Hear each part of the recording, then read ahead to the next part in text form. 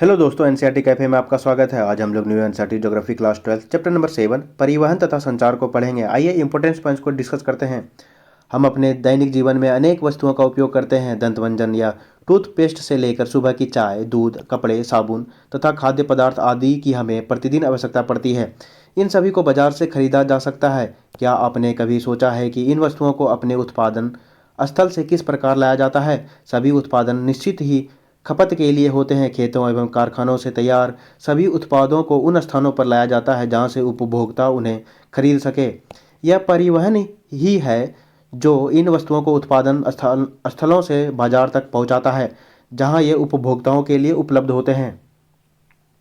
हम अपने दैनिक जीवन में फल, साग, सब्जियों, किताबें एवं कपड़ा आदि जैसी भौतिक वस्तुएं ही नहीं उपयोग में लाते हैं, बल्कि विचारों, दर्शन तथा संदेशों का भी उपयोग करते हैं। क्या आप जानते हैं कि विभिन्न साधनों के माध्यम से संचार करते समय हम अपने विचारों, दर्शन और संदेशों का विनिमय एक स्थान से दूसरे स्थान तक अथवा एक व्यक्ति से दूसरे व्यक्ति तक करते हैं? परिवहन तथा संचार का उपयोग एक वस्तु की उपलब्धता वाले स्थान से उसके उपयोग वाले स्थान पर ले जाने की हमारी आवश्यकता पर निर्भर करता है।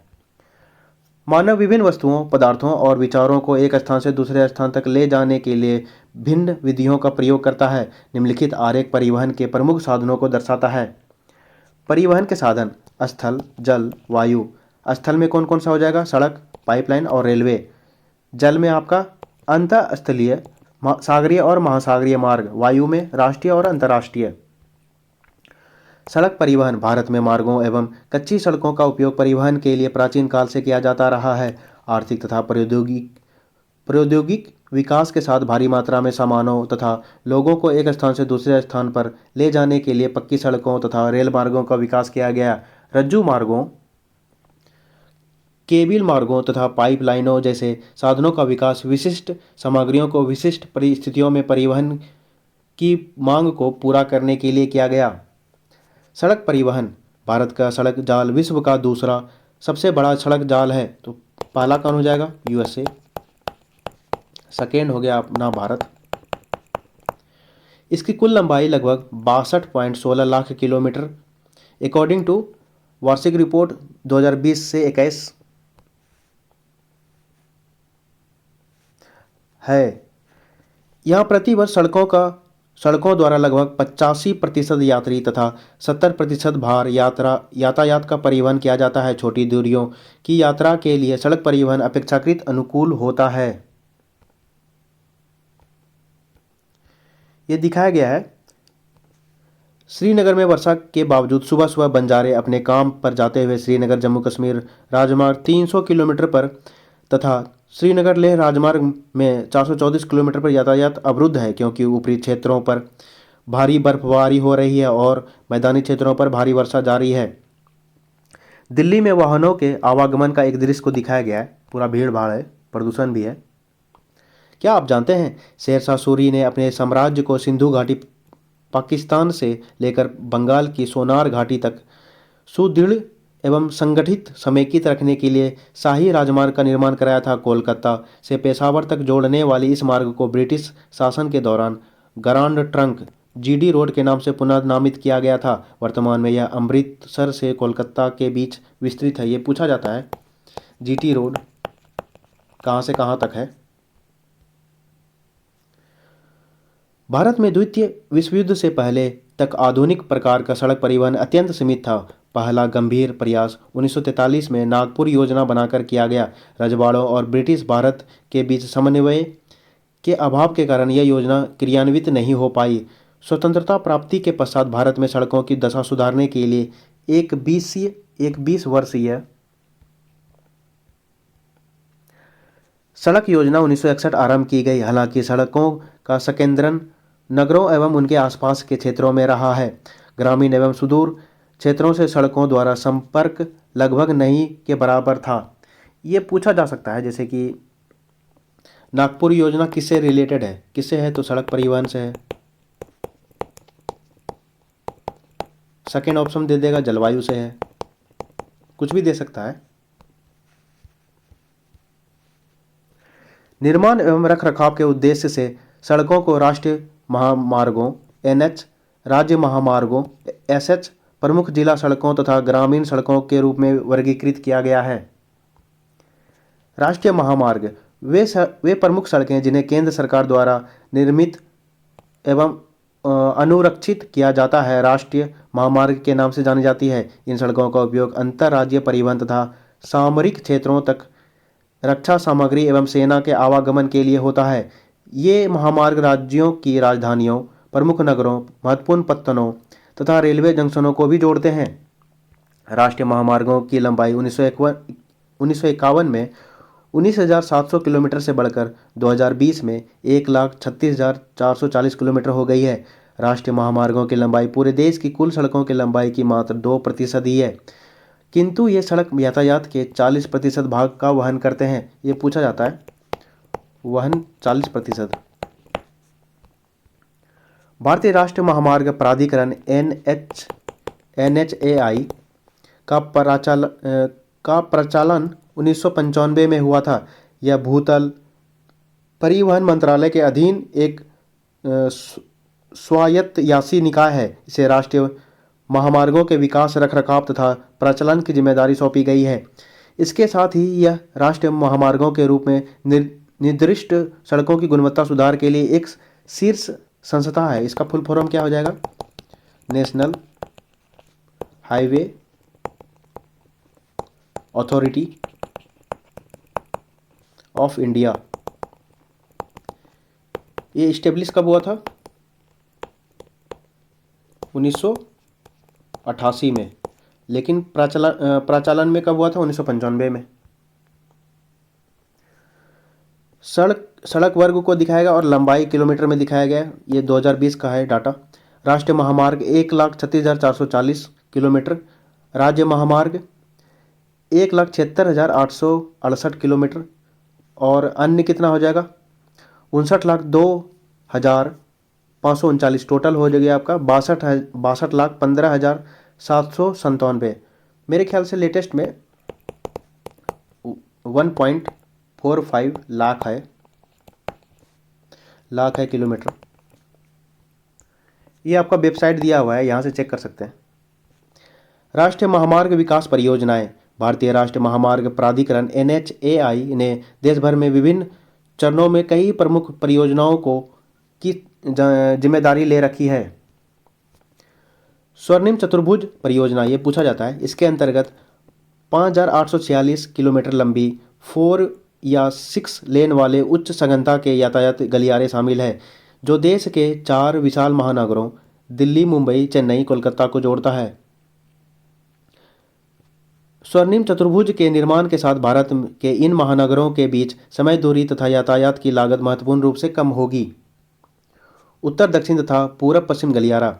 उत्तर दक्षिण गलियारे का उद्देश्य जम्मू कश्मीर के श्रीनगर से तमिलनाडु के कन्याकुमारी, कोच्चि सेलम पर्वत संकथ सहित को 4,016 किलोमीटर लंबे मार्ग द्वारा जोड़ना है। पूरब से पश्चिम गलियारे का उद्देश्य असम में सिलचर से गुजरात में पोरबंदर को 3,640 किलोमीटर लंबे मार्ग द्वारा जोड़ना है।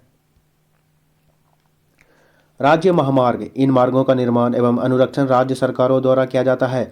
ये राज्य की राजधानी से जिला मुख्यालयों तथा अन्य महत्वपूर्ण शहरों को जोड़ते हैं। ये मार्ग राष्ट्रीय महामार्गों से जुड़े होते हैं। इनके अंतर्गत देश की कुल सड़कों की लंबाई का 4% भाग आता है। जिला सड़कें। ये सड़कें जिला मुख्यालयों तथा जिले के अन्य महत्वपूर्ण स्थलों के बीच संपर्क मार्ग का कार्य करती है। इनके अंतर्गत देश भर की कुल सड़कों की लंबाई का 14% भाग आता है। ग्रामीण सड़कें। ये सड़कें ग्रामीण क्षेत्रों को आपस में जोड़ने के लिए अत्यंत महत्वपूर्ण होती है। भारत की कुल सड़कों की लंबाई का लगभग 80% हिस्सा ग्रामीण सड़कों के रूप में वर्गीकृत किया गया है। ग्रामीण सड़कों के घनत्व में प्रादेशिक विषमता पाई जाती है, क्योंकि ये भूभाग की प्रकृति से प्रभावित होती है। प्रधानमंत्री ग्राम सड़क योजना के अंतर्गत निर्मित सड़कों को दिखाया गया है। ये पूछा जाता है, प्रधानमंत्री ग्राम सड़क योजना कब हुआ था, स्टार्ट कब हुआ था? 25 दिसंबर 2000। और ये किनके द्वारा किया गया था? अटल बिहारी वाजपेयी जी के द्वारा ये पूछा जाता है।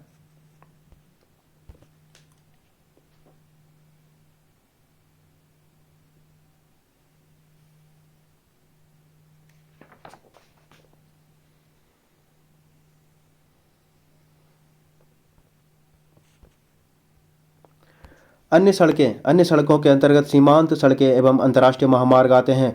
मई 1960 में सीमा सड़क संगठन बीआरओ क्या आ जाएगा, बॉर्डर रोड ऑर्गेनाइजेशन, ये भी पूछा जाता है कब इस्टेब्लिश हुआ था, 1960 में। को देश की उत्तरी एवं उत्तर पूर्वी सीमा से सटी सामरिक दृष्टि से महत्वपूर्ण सड़कों के तीव्र और समन्वित सुधार के माध्यम से आर्थिक विकास को गति देने एवं रक्षा तैयारियों को मजबूत प्रदान करने के उद्देश्य से स्थापित किया गया था।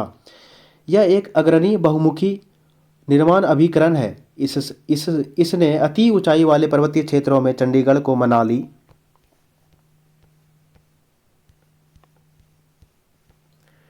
हिमाचल प्रदेश तथा लेह लद्दाख से जोड़ने वाली सड़क बनाई है।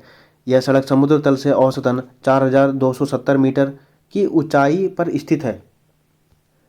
सामरिक दृष्टि से संवेदनशील क्षेत्रों में सड़कें बनाने व अनुरक्षण करने के साथ साथ बीआरओ अति ऊंचाइयों वाले क्षेत्रों में बर्फ हटाने की जिम्मेदारी भी संभालता है। अंतर्राष्ट्रीय महामार्गों का उद्देश्य पड़ोसी देशों के बीच भारत के साथ प्रभावी संपर्कों को उपलब्ध कराते हुए सद्भावपूर्ण संबंधों को बढ़ावा देना है।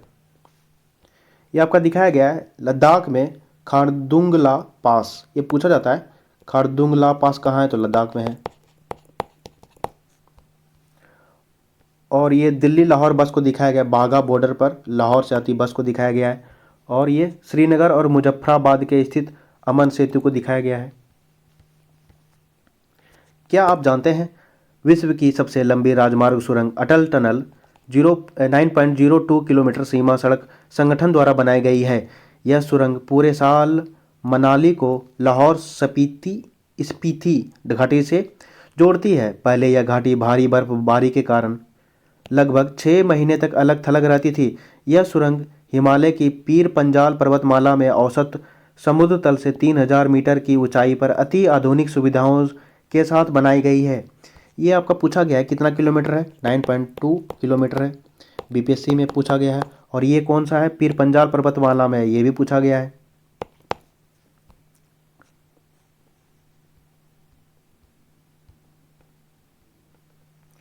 क्या आप जानते हैं भारतमाला एक प्रस्तावित वृहद योजना है।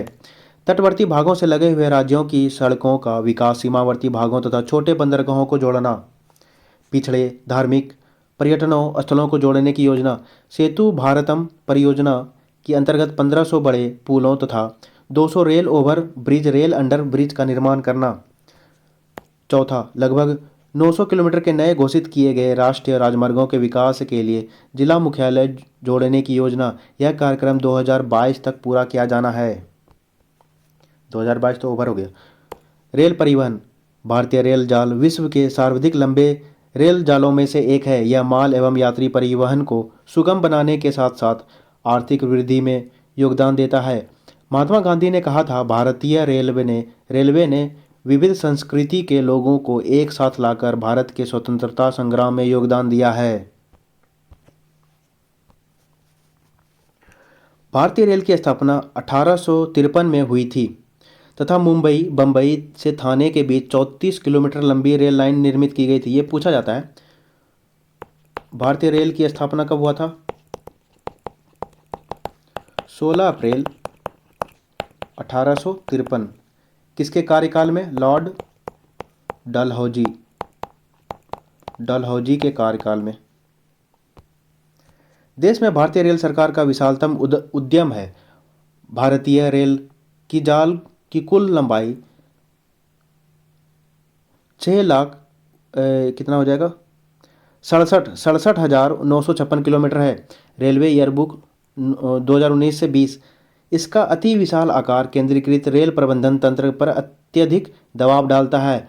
अतः भारतीय रेल को 16 मंडलों में विभाजित किया गया है। 16 मंडल नहीं है, अब टोटल हो गया 19 मंडल।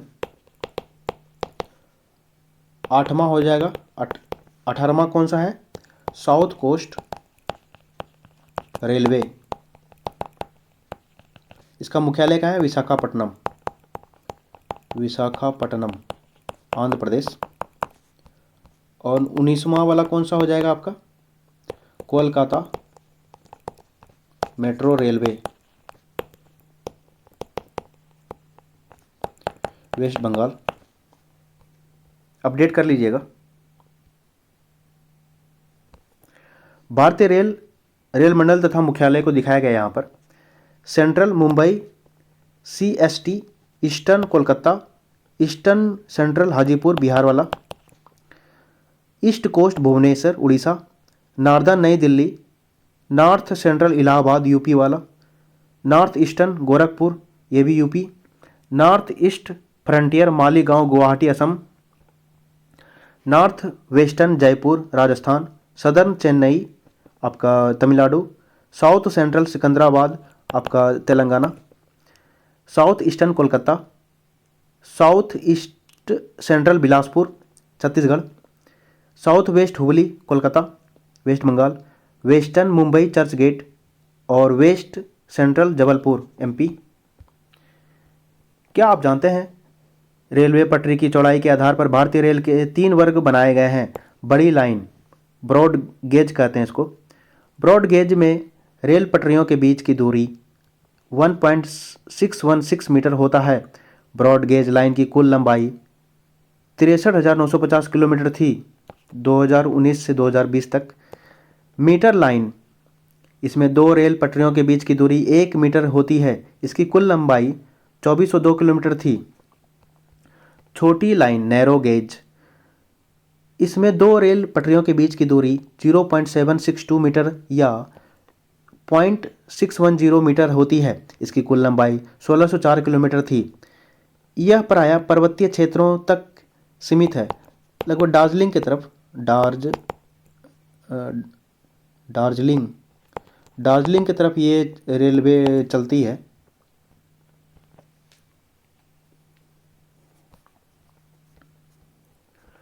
भारतीय रेल ने मीटर तथा नैरो गेज रेल मार्गों को ब्रॉड गेज में बदलने के लिए व्यापक कार्यक्रम शुरू किया।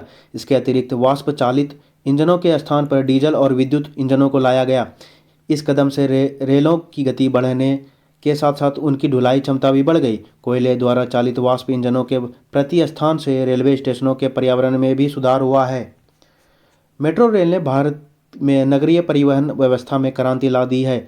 डीजल चालित बसों की जगह CNG चालित वाहनों के साथ साथ मेट्रो रेल का प्रचलन नगरीय केंद्रों के वायु प्रदूषण को नियंत्रण करने की दिशा में उठाया गया एक महत्वपूर्ण कदम है। ब्रिटिश उपनिवेशवाद के दौरान से ही शहरी क्षेत्र कच्चा माल सामग्री उत्पादन क्षेत्र, बागान तथा अन्य व्यावसायिक फसल क्षेत्र, पहाड़ी स्थल तथा छावनी क्षेत्र रेल मार्गों से अच्छी तरह जुड़े हुए थे। ये मुख्य रूप से संसाधनों के शोषण हेतु विकसित किए गए थे। देश के स्वतंत्रता प्राप्ति के बाद इन रेल मार्गों का विस्तार अन्य क्षेत्रों में भी किया गया। इसमें सर्वाधिक महत्वपूर्ण कोंकण रेलवे का विकास है, जो भारत के पश्चिमी समुद्री तट के साथ मुंबई और बेंगलुरु के बीच सीधा संपर्क उपलब्ध कराता है। ये पूछा जाता है कोंकण रेलवे। 1998 में कोंकण रेलवे का निर्माण भारतीय रेल की एक महत्वपूर्ण उपलब्धि है। यह 760 किलोमीटर लंबा रेलमार्ग महाराष्ट्र में रोहा को कर्नाटक के मैंगलोर से जोड़ता है। इसे अभियांत्रिकी का एक अनूठा चमत्कार माना जाता है। यह रेलमार्ग 146 नदियों व धाराओं तथा 2000 पुलों एवं 91 सुरंगों को पार करता है। इस मार्ग पर एशिया की सबसे लंबी 6.5 किलोमीटर की सुरंग भी है। इस उद्यम में कर्नाटका, गोवा तथा महाराष्ट्र राज्य भागीदारी है। कोंकण रेलवे का कौन कौन सा राज्य सम्मिलित है ये पूछा जाता है? कर्नाटका, गोवा प्लस महाराष्ट्र। महाराष्ट्र में रोहा और कर्नाटक के मैंगलोर से जोड़ता है, ये पूछा जाता है, ये पूछा गया प्रश्न भी है। जल परिवहन, भारत में जल मार्ग यात्री तथा माल वहन दोनों के लिए परिवहन की एक महत्वपूर्ण विधा है। यह परिवहन का सबसे सस्ता साधन है तथा भारी एवं स्थूल सामग्री के परिवहन के लिए सर्वाधिक उपयुक्त है। यह ईंधन दक्ष तथा पारिस्थितिकी अनुकूल परिवहन प्रणाली है। जल परिवहन 2 प्रकार का होता है, अंतःस्थलीय जलमार्ग तथा महासागरीय जलमार्ग। अंतःस्थलीय जलमार्ग रेल मार्गों के आगमन से पहले यह परिवहन की प्रमुख विधा थी। हालांकि इसे रेल व सड़क परिवहन के साथ कठिन प्रतियोगिता का सामना करना पड़ा। इसके अतिरिक्त नदियों के जल को सिंचाई हेतु बांट देने के कारण इनके मार्गों के अधिकांश भाग नौ संचालन के योग्य नहीं रहे। इस समय भारत में 14,500 किलोमीटर लंबा जलमार्ग नौकायन हेतु उपलब्ध है, जो देश के परिवहन में लगभग 1% का योगदान देता है। इसके अंतर्गत नदियाँ, नहरें, पश्चजल तथा संकरी खाड़ियाँ आदि आती है। वर्तमान में 5685 किलोमीटर प्रमुख नदी जलमार्ग चपटे तल वाले व्यापारिक जलपोतों द्वारा नौकायन योग्य है। उत्तर पूर्व में नदी नौ परिवहन को दिखाया गया है। देश में राष्ट्रीय जलमार्गों के विकास, अनुरक्षण तथा नियमित हेतु 1986 में अंतरस्थलीय राजमार्ग का प्राधिकरण स्थापित किया गया था। अंतरस्थलीय जलमार्ग प्राधिकरण कब किया गया था? 1986 में। निम्नलिखित जलमार्ग सरकार द्वारा राष्ट्रीय जलमार्ग घोषित किए गए हैं। अंतरस्थलीय जलमार्ग प्राधिकरण ने 10 अन्य जलमार्गों की भी पहचान की है, जिनका कोटि उन्नयन किया जा सकेगा। केरल के पश्च जल कडल का अंतःस्थलीय जलमार्गों में अपना एक विशिष्ट महत्व है। यह परिवहन का सस्ता साधन उपलब्ध कराने के साथ साथ केरल में भारी संख्या में पर्यटकों को भी आकर्षित करते हैं। यहाँ के प्रसिद्ध नेहरू ट्रॉफी नौका दौड़ वल्लामकाली भी इस पश्च जल में आयोजित की जाती है। ये पूछा जाता है। राष्ट्रीय जलमार्ग 3 को दिखाया गया है चित्र में। जलमार्ग संरेखण को दिखाया गया है। कोट्टापुरम कोमन उद्योग मंडल और चंपाकारा नहर। राष्ट्रीय जलमार्ग 3 कोट्टायम कोच्चि 0 किलोमीटर, कोच्चि से अलपुझा 30 से 92 किलोमीटर, अलपुझा से कोलम 92 से 168 किलोमीटर, चंपाकारा नहर 14 किलोमीटर, उद्योग मंडल नहर 23 किलोमीटर, टोटल हो गया 205 किलोमीटर का। पेरियार नदी को दिखाया गया है, ये आपका केरल। कोट्टायम तत्तापल्ली नदी अल्वा उद्योग मंडल हो गया आपका। ये अम्बालाम हो गया, ये एर्नाकुलम हो गया। चंपाकारा नहर हो गया कोच्चि अरब सागर वाला इधर है। और ये कोम हो गया येम्बदाबाद, ये क्या है येम बनाद झील है। वट्टाककियाल पंबा नदी है इधर हो गया। चेरथल्ला हो गया। ये उतना इम्पोर्टेंट नहीं है, इम्पोर्टेंट ये है आपका भारत के राष्ट्रीय जलमार्ग विस्तार और विशिष्टता। ये आपका एक मिनट, राजमार्ग 1 को दिखाया गया है। इलाहाबाद हल्दिया विस्तार, ये पूछा जाता है। 1620 किलोमीटर। यह भारत के सर्वाधिक महत्वपूर्ण जलमार्गों में से एक है, जो यंत्रीकृत नौकाओं द्वारा पटना तक, साधारण नौकाओं द्वारा हरिद्वार तक नौकायन योग्य है। यह विकासात्मक उद्देश्य से 3 भागों में विभाजित किया है। हल्दिया फरक्का 560 किलोमीटर, फरक्का पटना 460 किलोमीटर, पटना से इलाहाबाद 600 किलोमीटर। राष्ट्रमार्ग 2 सदिया से धुबरी विस्तार 891 किलोमीटर, ब्रह्मपुत्र नदी स्टीमर द्वारा डिब्रूगढ़ 1384 किलोमीटर तक नौकायन योग्य है, जिसका भारत व बांग्लादेश साझेदारी में प्रयोग करते हैं। राजमार्ग 3 कोट्टायम कोलर विस्तार, यही फिगर दिखाया गया था ऊपर में, 168 किलोमीटर। इसके अंतर्गत पश्चिमी तट नहर 168 किलोमीटर के साथ चंपाकारा 14 किलोमीटर तथा उद्योग मंडल 23 किलोमीटर नहरें आती है। इसी को दिखाया गया है, ये वाला पार्ट। राजमार्ग 4 काकीनाडा तथा पुदुचेरी नहर स्ट्रेच के साथ साथ गोदावरी और कृष्णा नदी का विशेष विस्तार 1078 किलोमीटर।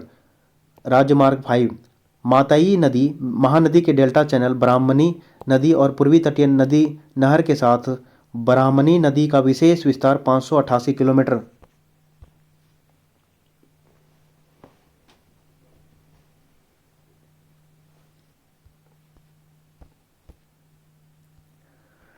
जल कडल का अंतःस्थलीय जलमार्गों में अपना एक, हाँ ये तो पढ़ लिए ना। हाँ, महासागरीय मार्ग भारत के पास द्वीपों सहित लगभग 7517 किलोमीटर लंबा व्यापक समुद्री तट है। 12 प्रमुख तथा 185 गौण पत्तन इन मार्गों को संरचनात्मक आधार प्रदान करते हैं। भारत की अर्थव्यवस्था के परिवहन सेक्टर में महासागरीय मार्गों की महत्वपूर्ण भूमिका है। भारत में भार के अनुसार लगभग 95% तथा मूल्य के अनुसार 70% विदेशी व्यापार महासागरीय मार्गों द्वारा होता है। अंतर्राष्ट्रीय व्यापार के साथ साथ इन मार्गों का उपयोग देश की मुख्य भूमि तथा द्वीपों के बीच परिवहन के लिए भी होता है। वायु परिवहन। वायु परिवहन एक स्थान से दूसरे स्थान तक गमनागमन का तीव्रतम साधन है। इसने यात्रा समय को घटाकर दूरियों को कम कर दिया है। यह भारत जैसे विस्तृत देश के लिए बहुत ही आवश्यक है, क्योंकि यहाँ दूरियां बहुत लंबी है तथा भूभाग एवं जलवायु दशाएं अत्यंत विविधतापूर्ण है। भारत में वायु परिवहन की शुरुआत 1911 में हुई, जब इलाहाबाद से नैनी तक की 10 किलोमीटर की दूरी हेतु वायु डाक प्रचलन किया गया था, लेकिन इसका वास्तविक विकास देश की स्वतंत्रता प्राप्ति के पश्चात हुआ। भारतीय वायु प्राधिकरण एयर अथॉरिटी ऑफ इंडिया भारतीय वायु क्षेत्र में सुरक्षित, सक्षम वायु यातायात एवं वैमानिकी संचार सेवाएं प्रदान करने के लिए उत्तरदायी है। पवन हंस एक हेलीकॉप्टर सेवा है जो पर्वतीय क्षेत्रों में सेवारत है और उत्तर पूर्व सेक्टर में व्यापक रूप से पर्यटकों द्वारा उपयोग में लाया जाता है। इसके अतिरिक्त पवन हंस लिमिटेड मुख्यतः पेट्रोलियम सेक्टर के लिए हेलीकॉप्टर सेवाएं उपलब्ध कराता है।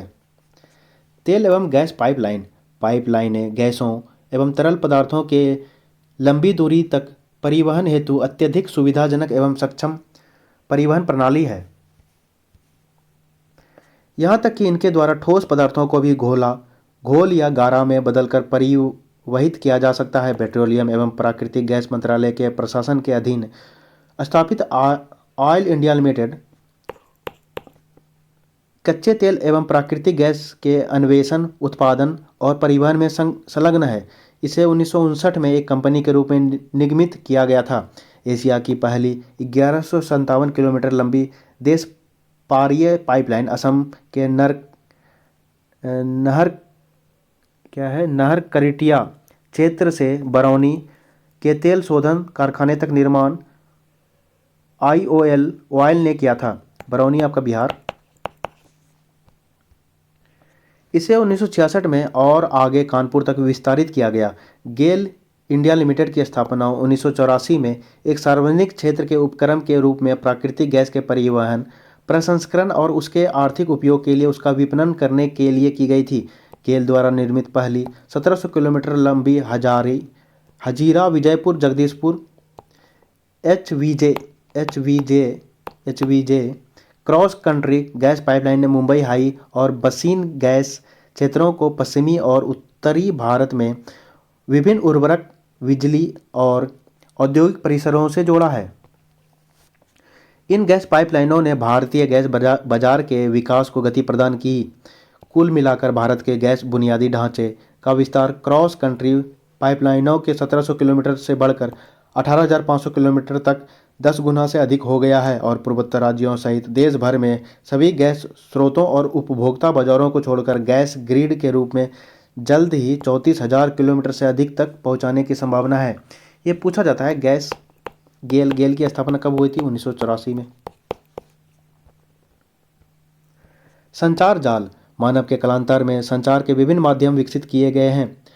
आरंभिक समय में ढोल या पेड़ के खोखले तने को बजाकर आग या धुएं के संकेतों द्वारा अथवा तीव्र धावकों की सहायता से संदेश पहुंचाए जाते थे। उस समय घोड़े, ऊंट, कुत्ते, पक्षी तथा अन्य पशुओं को भी संदेश पहुंचाने के लिए प्रयोग किया जाता था। आरंभ में संचार के साधन ही परिवहन के साधन होते थे। डाकघर, तार, प्रिंटिंग प्रेस, दूरभाष तथा उपग्रहों की खोज ने संचार को बहुत त्वरित एवं आसान बना दिया है। विज्ञान और प्रौद्योगिकी के क्षेत्र में विकास ने संचार के क्षेत्र में क्रांति लाने में महत्वपूर्ण योगदान दिया है। संदेश पहुंचाने के लिए लोग संचार की विभिन्न विधाओं का उपयोग करते हैं। मापदंड एवं गुणवत्ता के आधार पर संचार साधनों को निम्नलिखित श्रेणियों में विभाजित किया जाता है। संचार के साधन व्यक्तिगत हो गया और सार्वजनिक। व्यक्तिगत में हो जाएगा दूरभाष, टेलीफोन, तार, टेलीग्राम, फैक्स, ईमेल, इंटरनेट। और सार्वजनिक में हो जाएगा रेडियो, टेलीविज़न, सिनेमा, उपग्रह, सैटेलाइट, समाचार पत्र, पत्रिकाएं एवं पुस्तकें, जन सभाएं, गोष्ठियां एवं सम्मेलन आदि। व्यक्तिगत संचार तंत्र उपर्युक्त सभी व्यक्तिगत संचार तंत्रों को इंटरनेट सर्वाधिक प्रभावी एवं अधुनातन है। नगरीय क्षेत्रों में व्यापक स्तर पर प्रयोग किया जाता है। यह उपयोगकर्ता को ईमेल के माध्यम से ज्ञान एवं सूचना की दुनिया में सीधे पहुंच बनाने में सहायक होता है। यह ई कॉमर्स तथा मौद्रिक लेन देन के लिए अधिकाधिक प्रयोग में लाया जा रहा है। इंटरनेट विभिन्न मदों पर विस्तृत जानकारी सहित आंकड़ों का विशाल केंद्रीय भंडारगार जैसा होता है। इंटरनेट तथा ईमेल के माध्यम से यह नेटवर्क अपेक्षाकृत कम लागत में सूचनाओं को अभिगम्यता प्रदान करता है। जनसंचार तंत्र रेडियो। भारत में रेडियो का प्रसारण 1923 में रेडियो क्लब ऑफ बॉम्बे कब हुआ था? 1923। तब से इसने असीमित लोकप्रियता पाई है और लोगों के सामाजिक सांस्कृतिक जीवन में परिवर्तन ला दिया है। अल्पकाल में ही इस देश भर में प्रत्येक घर में जगह बना ली है। सरकार ने इस सुअवसर का लाभ उठाया और 1930 में इंडियन ब्रॉडकास्टिंग सिस्टम के अंतर्गत इस लोकप्रिय संचार माध्यम को अपने नियंत्रण में ले लिया। 1936 में इसे ऑल इंडिया रेडियो 1936 और 1957 में आकाशवाणी में बदला दिया गया। ऑल इंडिया रेडियो सूचना, शिक्षा एवं मनोरंजन से जुड़े विभिन्न प्रकार के कार्यक्रमों को प्रसारित करता है। विशिष्ट अवसरों जैसे संसद तथा राज्य विधानसभाओं के सत्रों के दौरान विशेष समाचार बुलेटिनों को भी प्रसारित किया जाता है। टेलीविज़न टीवी सूचना के प्रसार और आम लोगों को शिक्षित करने में टेलीविज़न प्रसारण एक अत्यधिक प्रभावी दृश्य श्रव्य माध्यम के रूप में उभरा है। प्रारंभिक में टीवी सेवाएं केवल राष्ट्रीय राजधानी तक सीमित थी, जहां इसे 1959 में प्रारंभ किया गया था। 1972 के बाद कई अन्य केंद्र चालू हुए। सन 1976 में टीवी को ऑल इंडिया रेडियो AIR से विगलित कर दिया गया और इसे दूरदर्शन DD के रूप में एक अलग पहचान दी गई। इनसैट 1A राष्ट्रीय टेलीविज़न DD1 के चालू होने के बाद समूचे नेटवर्क के लिए साझा राष्ट्रीय कार्यक्रमों CNP की शुरुआत की गई और इन्हें देश भर के पिछड़े और सुदूर ग्रामीण क्षेत्रों तक विस्तारित किया गया। उपग्रह संचार की स्वयं में एक विधा है और ये संचार के अन्य साधनों का भी नियमन करते हैं। हालांकि उपग्रह के उपयोग से एक विस्तृत क्षेत्र का सतत एवं सारिक दृश्य प्राप्त होने के कारण उपग्रह संचार आर्थिक एवं सामरिक कारणों से महत्वपूर्ण हो गया है। उपग्रह से प्राप्त चित्रों का मौसम के पूर्वानुमान, प्राकृतिक आपदाओं की निगरानी, सीमा क्षेत्रों की चौकसी आदि के लिए उपयोग किया जा सकता है।